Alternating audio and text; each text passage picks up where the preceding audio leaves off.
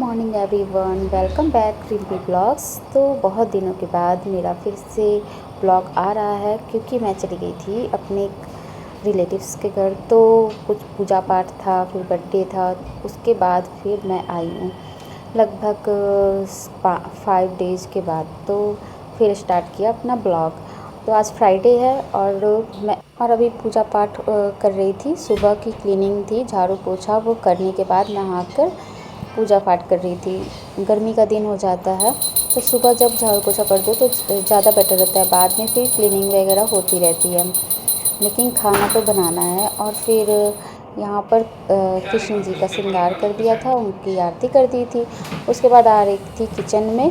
तो यहाँ पर ना बिना फ़ैन के तो किचन में काम करने में नहीं बनता है, तो इसलिए थोड़ा सा कूलर चला लिया था। ये जो एक्स्ट्रा था कूलर ये पड़ा रहता है, तो ये ना कहीं भी एडजस्ट हो जाता है, तो इसको किचन में ज़्यादा यूज कर लेती हूँ। ये हवा आता है नीचे नीचे, तो ये गैस पे भी जैसे गैस की लौ बुझती है हवा फैन से, तो वो प्रॉब्लम नहीं आती है। यहाँ पर फिर मैं आटा गूँथ रही थी और फिर यहाँ पर पानी गर्म कर रही थी। सियाला को खांसी थी तो उसको गरारा करना था। पानी जब चेंज होता है तो उसको गले में प्रॉब्लम हो जाती है। बच्चों को कहीं लेके जाओ ना, बहुत दिक्कत होती है, कुछ ना कुछ प्रॉब्लम आ जाती है जगह चेंज होने से, पानी चेंज होने से। तो बच्चों को हो जाता है सर्दी जुकाम सब। अभी मेरे हस्बैंड बस जाएंगे ऑफिस, तो उनके लिए मैंने पराठे और चाय बना दिया था कि चाय पीकर निकलेंगे और पराठा खा लेंगे। तो बच्चों का ब्रेकफास्ट थोड़ी देर बाद बनाऊंगी। बच्चे लेट से उठते हैं तो दूध अभी दे दूंगी उनको, तो दूध पी लेंगे। बाकी इनको तो ऑफिस जाना है तो ये निकल जाएंगे ऑफिस के लिए। तो सुबह सुबह तो सब काम नहीं हो सकता है, तो जो भी ज़्यादातर ना क्लीनिंग का काम कर लो, ज़्यादा बेटर रहता है।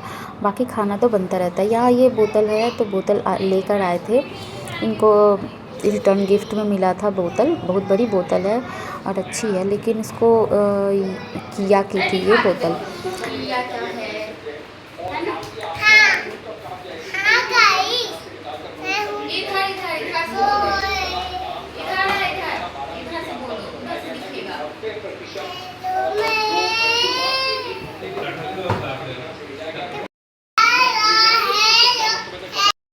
हॉस्पिटल में मेडिकल कॉलेज है, वो था क्या कहते हैं कैंटीन, उसी में जाके बढ़ गया बेचारे खाना खाने। तो हम लोग न्यूज़ देख रहे थे और वही प्लेन क्रैश का दिखा रहा था अहमदाबाद का, तो वो देख रहे थे और उस पर वो बता रहे थे मुझे कि क्या हुआ। और फिर यहाँ पर फिर बच्चे दूध पी लिए थे और कार्टून लग गया था उनका। हमारे हाथ कार्टून उनका लग जाता है। और मैं यहाँ आ गई थी दाल को फुलाने। ये फुला के रख देती हूँ, दाल बन जाएगा यहाँ पर। और यहाँ पर मैं बना रही थी बच्चों के लिए पराठे, तो उनको नहलाना है। जब तक वो टीवी देख रहे थे तो मैं पराठे उनके लिए बना के रख दूँगी। यहाँ वाइट तिल जो होता है वो मैं आटे में लगा रही थी कि वो आटे के साथ ही बेल दो ना, तो उसमें वो चिपक जाता है बहुत अच्छे से। वाइट तिल का यूज़ कभी कभी खाने में कर लो तो बच्चे के लिए अच्छा होता है, फ़ायदेमंद भी होता है। इसलिए मैं अब यूज करती हूँ तो रोटी में, या फिर जब मीठा कुछ बनाती हूँ चिल्ला वगैरह, तो उसमें यूज कर लेती हूँ। और ये देखो वाइट तिल तो अच्छा लग रहा है रोटी भी। इसको जब मैं सेकूँगी ना तो ये फिर अच्छे से सिक भी जाएगा। यहाँ बच्चे नहा लिए थे और नहाने के बाद वो ब्रेकफास्ट करेंगे। तो गर्मी के दिन में ऐसा ही होता है, बच्चे घर पे रहते हैं तो उनको पूरा टाइम देना पड़ता है, उनकी रूटीन अलग हो जाती है। ऐसे मॉर्निंग में उठते हैं तो थोड़ा 1 घंटा लेट से उठते हैं और उसके बाद ना डायरेक्ट वो खाना नहीं खाना पसंद करते हैं। फिर उसके दूध ले लेते हैं या कुछ फ्रूट वगैरह, उसके बाद ही वो ब्रेकफास्ट करते हैं। तो यहाँ पर बच्चों को नहला दो तो अच्छे से भूख भी लगेगी और सुबह सुबह वो फ्रेश फील भी करेंगे। उसके बाद फिर वो ब्रेकफास्ट करेंगे ना तो उनको अच्छा भी लगेगा। और उसके बाद यहाँ पर जब मैं कॉम कर रही थी तो सियाला की 2 चोटी बना दूँगी क्योंकि बाल गीले नहीं थे उसके। और उसके बाल भी बड़े हैं ना, जैसे कि छोटे भी नहीं हैं बड़े भी नहीं हैं, तो वो मुंह पर आते हैं। गर्मी के दिन में थोड़ा सा गर्दन पे भी लगता है ना, तो गर्मी बहुत लगती है, तो इसलिए मैं उसको चोटी कर रही थी और श्री अपना मेकअप कर रही थी शीशे में देख लो। और 3 कॉम उठाएगी और तीनों कॉम से अपने हेयर को वो करेगी कॉम। और फिर ये तीनों कॉम को उठा के लेकर आई है। जो पतले कॉम हैं, थोड़े मोटे कॉम, सारे से एक एक करके वो यूज करेगी। और देख रही कि दीदी की तो चोटी हो गई है और मेरी तो चोटी हुई नहीं है। वो अपना मतलब वो खुद ही कर रही है केयर।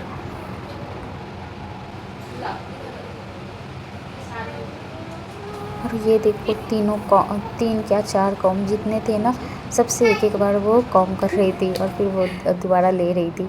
फिर यहाँ पर आ गई थी मैं उनको ब्रेकफास्ट देनी, तो उनके लिए सियाला को तो खांसी है, वो नहीं खाएगी और श्री को दही के साथ खिलाऊंगी।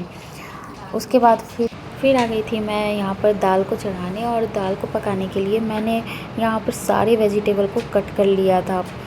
लौकी, आलू, प्याज, टमाटर सबको कट करके इकट्ठे दाल के साथ ही चढ़ा दूँगी। और दाल में भी मैंने 3 तरह की दाल ले ली थी, अरहर, मूंग और मसूर की दाल थी। तो ये तीनों दाल थी और सारे वेजिटेबल उसी के साथ चले जाएंगे। उसको बस ऊपर से जीरा हींग का तड़का दे दूँगी और इसमें हल्दी और थोड़ा सा नमक डाल के, और थोड़ा सा मैंने सब्ज़ी मसाला भी बाद में ऐड किया था। और उसके बाद फिर यहाँ पर 1 चम्मच घी डालने से क्या होता है ना कि दाल जो ऊपर फेंकता है वो कम फेंकेगा। जितना भी साफ़ कर लो ना सीटी, दाल तो जब पकता है तो स्टार्टिंग में तो सही रहता है नया में, उसके बाद ना धीरे धीरे वो फेंकता है, जितने भी क्लीन कर लो अच्छे से रबर हटा के भी। तो यहाँ पर मैंने दाल को पकने के लिए चढ़ा दिया था कि सब्ज़ी में मुझे नहीं पकानी पड़ेगी, दाल में सारी सब्जियाँ मैंने ऐड कर दी थी। तो और उसके बाद यहाँ पर हो गया था बर्तन क्लीन, और बर्तन जो भी थे उसको सिंक अपनी जगह पे रख दिया था। और उसके बाद यहाँ पर जो भी पानी एक्स्ट्रा था उसको पोंछ दिया।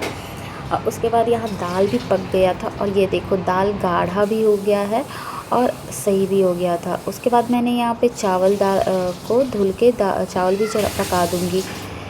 गर्मी में लगता है कि काम बस हो जाए तो आराम से इसी में बैठे, तो गर्मी में काम करने का भी मन नहीं करता।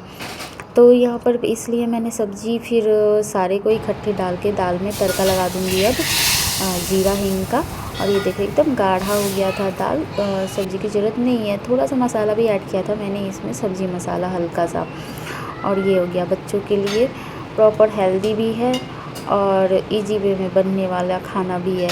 तो ये हो गया था दाल को, और मैंने फिर उसके बाद चावल भी पकने के लिए रख दिया था। तो दाल बन गया, चावल भी पक जाएगा। तो बच्चों का दोपहर का लंच भी हो गया था रेडी।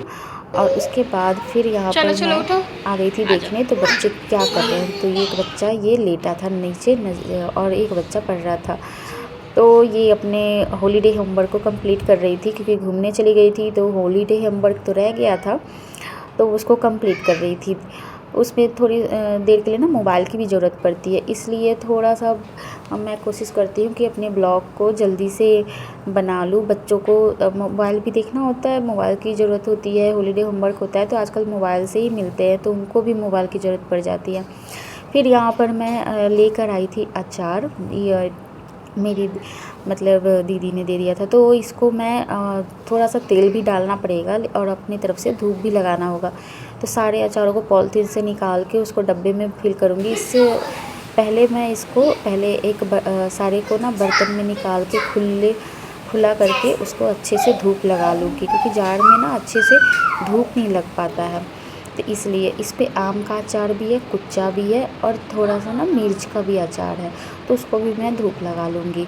और एक अचार में ना तेल कम था तो उसमें मैंने तेल डाल दिया था, बाकी अचार में तेल की ज़रूरत नहीं थी। तो थोड़ा सा सूखा था क्योंकि अभी वो प्रॉपर अच्छे से बना नहीं था, इसलिए।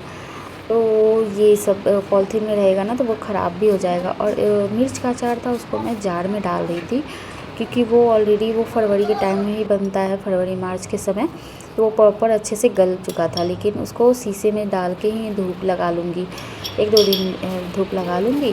बनाने में मेहनत तो होता है, लेकिन मैंने कभी खुद से अभी तक बनाया नहीं है प्रॉपर। लेकिन अब मैं सोच रही थी स्टार्ट करूँगी मैं भी, कि मुझे भी आना चाहिए बनाने के लिए, कि बिना की हेल्प के मैं बना सकूँ। तो अगले साल मैं ट्राई करूँगी खुद बनाने के लिए। और ये देखो 2 तरह की अचार, ये थोड़ा सा तेल इसमें ज़रूरत थी, ये सूखा सूखा थोड़ा लग रहा है। एक अचार तो सही था, और कुच्चा वाला भी ना उसमें थोड़ा सा सूख रहा है अभी, तो उसमें मैं बाद में तेल डालूँगी। क्योंकि अब इसके लिए ना जार भी मुझे लेना पड़ेगा, तो मैं ऑनलाइन देखूँगी जार, और फिर आपके साथ शेयर करूँगी। इसको मैं बाहर धूप में रख दूँगी और ऊपर से ना जाली से मुझे ढकना पड़ेगा। तो कुछ जाली का होता है ना बास्केट वगैरह, तो उससे मैं इसको कवर कर दूँगी कि धूल मिट्टी या ऊपर से बर्ड वगैरह आ जाती है। कबूतर तो आते ही आते हैं, तो वो सब ना पड़े। आज का ब्लॉग यहीं एंड हो जाएगा और मिलते हैं आपसे फिर एक नए दिन नए ब्लॉग के साथ। और ये श्री पानी के साथ खेल रही है, एसी का पानी गिर रहा था ना, तो उससे वो खेल रही थी।